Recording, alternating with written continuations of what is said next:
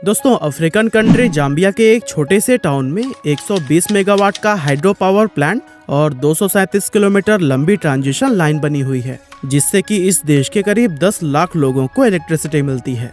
ऐसे ही प्रशांत महासागर के पश्चिमी हिस्से में गुआम नाम का एक छोटा सा आइलैंड है, जो कि साइज में हमारे मुंबई शहर से भी छोटा है। इस आइलैंड में अंडर सी इंटरनेट केबल्स बिछाए गए हैं, जिसकी हेल्प से यहाँ पर रहने वाले करीब 2.25 लाख लोग इंटरनेट यूज कर पाते हैं।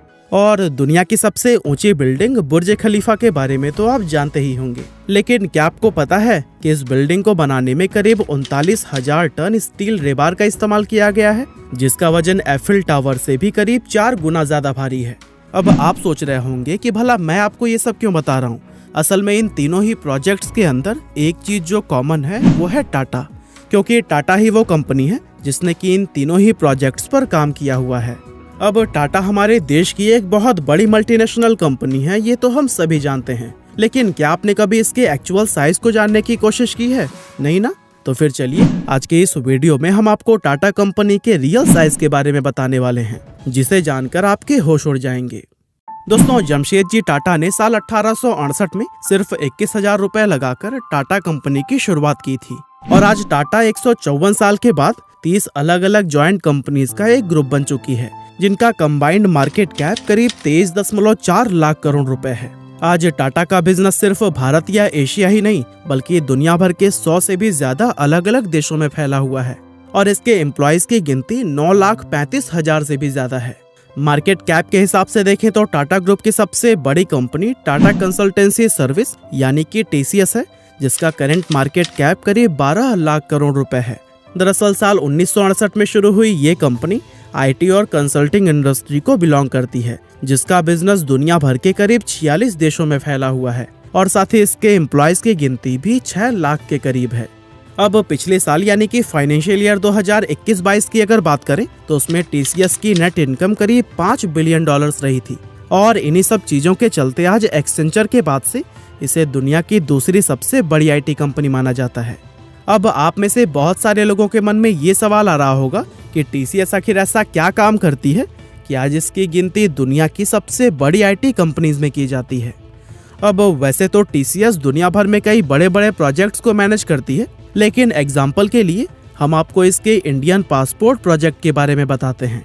अब आप में से काफी सारे लोग ये बात जानते ही होंगे कि आज से करीब 15 साल पहले तक इंडिया के अंदर पासपोर्ट बनवाने में बहुत ज्यादा टाइम लगता था, लेकिन TCS की ही बदौलत आज ये प्रोसेस पहले से कहीं ज्यादा फास्ट हो चुका है, क्योंकि TCS ही वो कंपनी है जिसने इंडियन पासपोर्ट सिस्टम के इस पूरे प्रोसेस को डिजिटलाइज करने का काम किया है। दरअसल TCS हमारे इंडियन पासपोर्ट सिस्टम को वो एडवांस टेक्नोलॉजी और प्लेटफॉर्म प्रोवाइड करता है, जो कि इस प्रोसेस को तेज बनाने के साथ साथ इसकी ट्रांसपेरेंसी और रिलायबिलिटी को भी बढ़ाते हैं। TCS के बाद से टाटा की दूसरी बड़ी कंपनी है टाटा मोटर्स, जो कि पिछले कई दशकों से अलग अलग तरह के कॉमर्शियल और पैसेंजर व्हीकल्स को बनाने का काम कर रही है। आज से 77 साल पहले सन 1945 में शुरू हुई टाटा मोटर्स आज अपने पैर पूरी दुनिया के 125 से भी ज्यादा देशों में फैला चुकी है, जहां इस कंपनी के लिए करीब 80,000 एम्प्लॉयज काम करते हैं, और इस समय इसकी वैल्यूएशन $34 बिलियन के आसपास है। दोस्तों, TCS और टाटा मोटर्स के अलावा 8 और ऐसी मेजर इंडस्ट्रीज हैं जिसमें कि टाटा ने अपना प्रेजेंस सालों से बनाया हुआ है। फॉर एग्जांपल, स्टील सेक्टर की अगर बात करें तो इस इंडस्ट्री में टाटा ग्रुप की टाटा स्टील कंपनी पिछले 114 सालों से काम कर रही है, और आज इसका भी बिजनेस पूरी दुनिया के करीब 25 से ज्यादा देशों में फैला हुआ है। इसी तरह से कंज्यूमर और रिटेल इंडस्ट्री की अगर बात करें तो इस सेक्टर में भी टाटा किसी से कम नहीं है। यहाँ टाटा के 20 से भी ज्यादा अलग अलग ब्रांड डिफरेंट प्रोडक्ट्स में डील करते हैं, और टाटा के इन ब्रांड्स में Tata Tea, Tata Salt, Titan, Voltas, Croma और टाटा स्टारबक्स जैसे फेमस ब्रांड्स का नाम शामिल है। इसके अलावा इंडिया में टूरिज्म एंड ट्रैवल एक ऐसा सेक्टर है जहाँ पर टाटा की कंप्लीट मोनोपोली चलती है। अब आप में से काफी सारे लोगों ने ताज, विवांता और जिंजर जैसे फेमस होटल्स का नाम तो सुना ही होगा, लेकिन हम आपको बता दें कि इन तीनों होटल्स के अलावा और भी कई सारी लग्जरी होटल चेन्स को टाटा ऑन करता है। साथ ही एयर एशिया, विस्तारा और एयर इंडिया जैसी बड़ी और फेमस एयरलाइन की ऑनरशिप भी टाटा के पास ही है। टूरिज्म एंड ट्रैवल के बाद से टाटा के लिए उसका अगला मुख्य सेक्टर इंफ्रास्ट्रक्चर है, क्योंकि इस इंडस्ट्री में भी टाटा ने बहुत ज्यादा इन्वेस्ट किया हुआ है। आपको जानकर हैरानी होगी कि Tata power, Tata projects, Tata housing और टाटा रियलिटी एंड इंफ्रास्ट्रक्चर ये टाटा की कुछ ऐसी कंपनीज हैं जो कि दुनिया भर में डिफरेंट टाइप के इंफ्रास्ट्रक्चर डेवलपमेंट का काम कर रही है। फॉर एग्जाम्पल जाम्बिया का हाइड्रो पावर प्लांट, जिसके बारे में हमने आपको वीडियो की शुरुआत में बताया था, उसे भी टाटा ग्रुप की टाटा पावर कंपनी ने ही बनाया है। और दोस्तों, इन सभी इंडस्ट्रीज के अलावा Tata finance, aerospace, defence, telecom, media और ट्रेडिंग एंड इन्वेस्टमेंट जैसे कई दूसरे सेक्टर्स में भी मौजूद है, जहां साल 2021 में अपनी इन सभी कंपनी से टाटा को कुल 128 बिलियन डॉलर्स का रेवेन्यू जनरेट हुआ था। वैसे आपको ये बात जानकर काफी हैरानी होगी कि टाटा के इस रेवेन्यू का 60% से भी ज्यादा हिस्सा इंडिया के बाहर से आता है। असल में इसका रीजन ये है कि टाटा की जितनी भी बड़ी बड़ी कंपनीज है ना, उनका ज्यादातर बिजनेस इंडिया से बाहर होता है।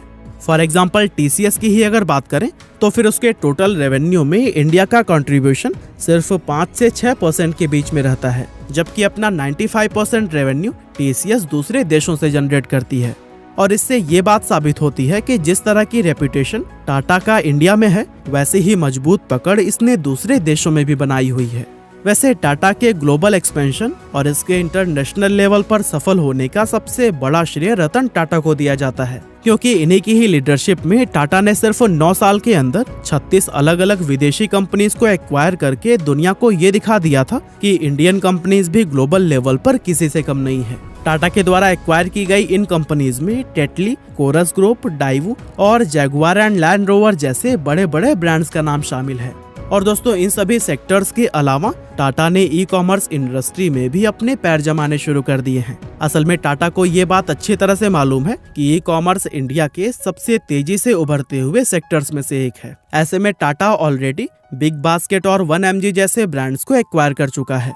साथ ही अभी कुछ महीने पहले टाटा ने अपनी नई ऐप टाटा नियो को भी लॉन्च किया था, जिसकी हेल्प से अब टाटा के डिफरेंट प्रोडक्ट एंड सर्विसेज एक ही प्लेटफॉर्म पर परचेज किए जा सकते हैं। और दोस्तों, अब लास्ट में हम बात करते हैं टाटा के इलेक्ट्रिक व्हीकल्स यानी कि ईवीज के बारे में, क्योंकि टाटा की ये स्टोरी उसके शानदार ईवीज के बारे में डिस्कस किए बिना पूरी ही नहीं हो सकती। असल में इंडियन ईवी मार्केट के अंदर टाटा का कोई मुकाबला ही नहीं है, जहां इंडियन ईवी मार्केट का 80% से भी ज्यादा शेयर अकेले टाटा के पास है।